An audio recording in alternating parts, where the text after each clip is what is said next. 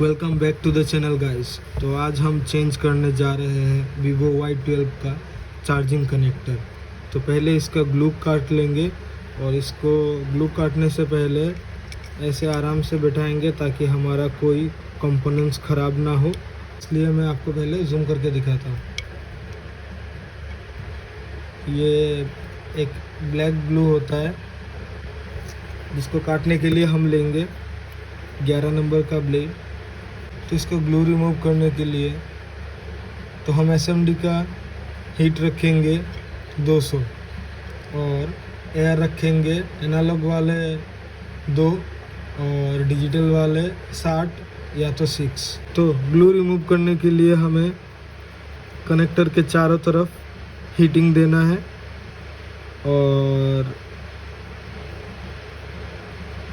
एक जगह पर हीट ना देने की कोशिश कीजिएगा, हीट चारों तरफ दीजिएगा।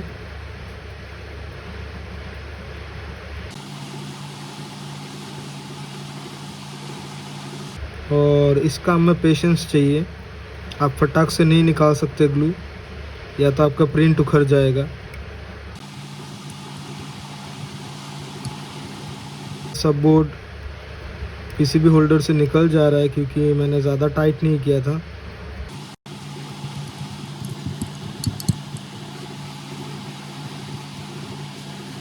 अगर आपका कम एयर से ना निकलेगा तो थोड़ा एयर ज़्यादा बढ़ा दीजिएगा। हीटिंग बढ़ाने की गलती मत कीजिएगा।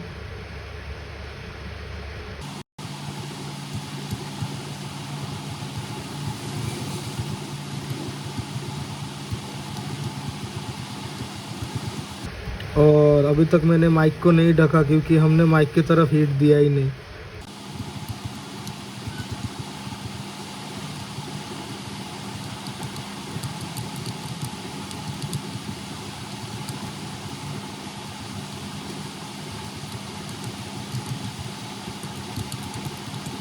तो हमारा ग्लू लगभग क्लियर हो चुका है। तो अब हम कनेक्टर निकालने के लिए पहले कनेक्टर को ठीक तरीके से लगाएंगे और माइक्रोफोन को ढक लेंगे।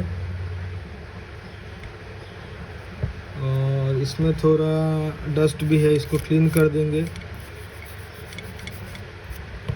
तो डस्ट को हमने क्लीन कर लिया और अभी निकालते हैं कनेक्टर। तो कनेक्टर निकालने के लिए हम पहले माइक्रोफोन पर टेप लगा लेते हैं।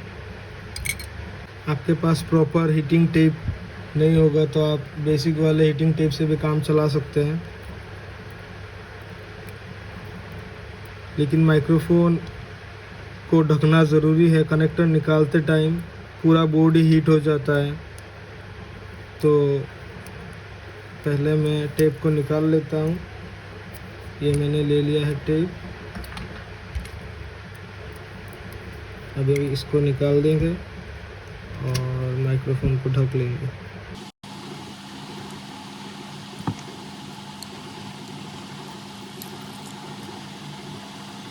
तो माइक्रोफोन को अच्छे से ढक लेंगे। यहाँ से एक पट्टी लगाएंगे और इसको घुमा के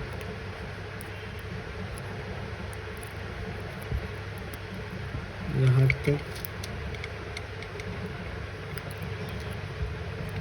और थोड़ा टेप को दबा देंगे ताकि एयर टाइट भी रहे और हमारा फ्लक्स ना जाए। तो अभी लगाते हैं कनेक्टर को।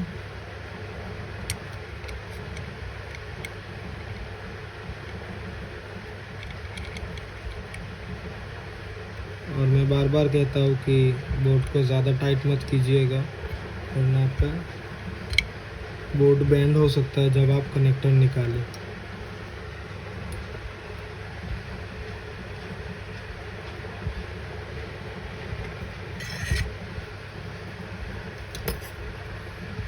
तो अभी कनेक्टर निकालने के लिए थोड़ा फ्लक्स लेंगे। तो कनेक्टर को निकालते हैं, फिर हमें पता चलेगा कि हमारा सरफेस ठीक है कि नहीं। तो कनेक्टर को निकालने के लिए हम एसएमडी का हीट रखेंगे 350 से 360 तक, और एनालॉग वाले एयर रखेंगे 2 पर, और डिजिटल वाले 60 या तो 6।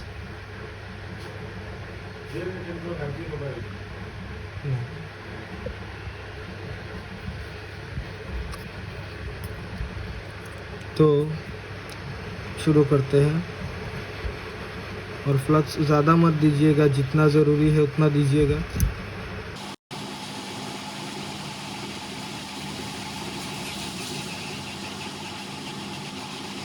जब आपको लगे कि कनेक्टर का सोल्डर मेल्ट हो चुका है तो एक ट्वीज़र के सहायता से पकड़िएगा और खींचिएगा नहीं, कनेक्टर खींचिएगा नहीं। जब आपको लगे थोड़ा ढीला हुआ है तब थोड़ा पुश कीजिएगा, खींचिएगा नहीं, ज़ोर से खींचना नहीं है। देखिए एकदम आराम से निकल आया और हमारा प्रिंट भी सही है। तो पहले इन प्रिंट्स को बना लेते हैं, उसके बाद सरफेस को क्लीन करेंगे। इसके लिए हम आयरन का हीट रखेंगे 320 से 340 तक का, और आप आयरन कोई भी कंपनी का यूज़ कर सकते हैं। तो इसके लिए थोड़ा लो मेल्टिंग करेंगे इन प्रिंट्स को। इसके लिए थोड़ा सोल्डर ले लेंगे और इन प्रिंट्स पर लगाएंगे ऐसे, और प्रिंट्स को बनाएंगे तो साइड में जो एक्स्ट्रा ग्लू है वो आयरन के वजह से, हीट के वजह से उठ जाएगा। तो अभी सरफेस को थोड़ा क्लीन कर लेते हैं।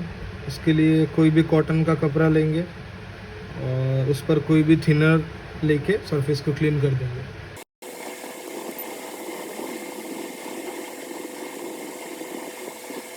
तो प्रिंट्स को ठीक करने के लिए थोड़ा फ्लक्स लगाएंगे और डिसोल्डर ऑयल लेंगे और इन प्रिंट्स को फिर से बनाएंगे। आयरन का हीट सेम ही रहेगा, 320 या तो 340।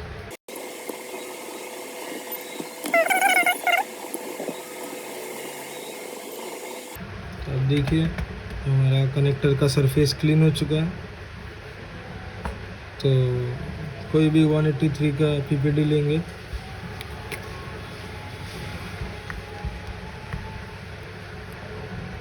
और थोड़ा पीपीडी लेंगे जितना ज़रूरी है सरफेस के हिसाब से।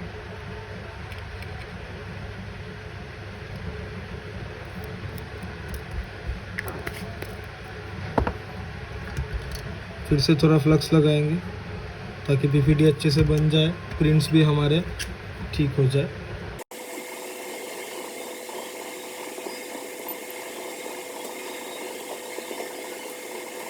तो हमें थोड़ा और पीपीडी चाहिए होगा। पहले आपको कम ही लगाने हैं, अगर ज़्यादा चाहिए तभी आपको देना है, वरना आपको फिर से डिसोल्डरिंग वायर चलाना पड़ेगा।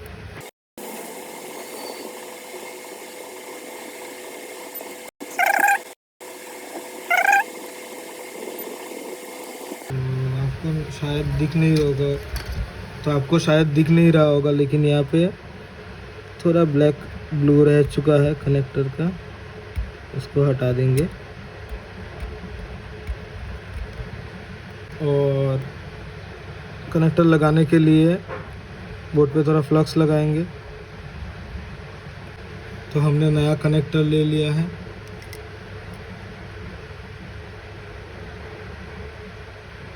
अब इसको लगाते हैं।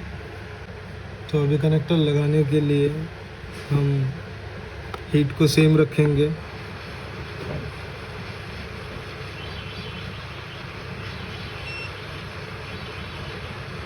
और जब लगे आपका पीपीडी मेल्ट हो चुका है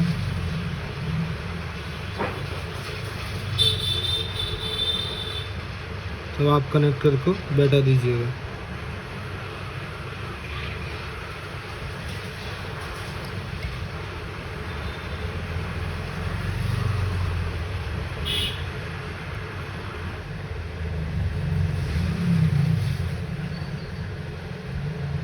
तो कनेक्टर निकालते टाइम ऐसी एक चीज़ निकल गया था यहाँ से। आप पूरा वीडियो खींच के देखेंगे तो आपको पता चल जाएगा।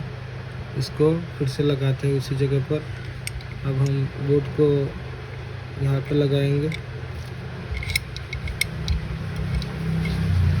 और इसको यहाँ पे लगाएंगे। तो क्या करेंगे, ये रहा वो चीज़।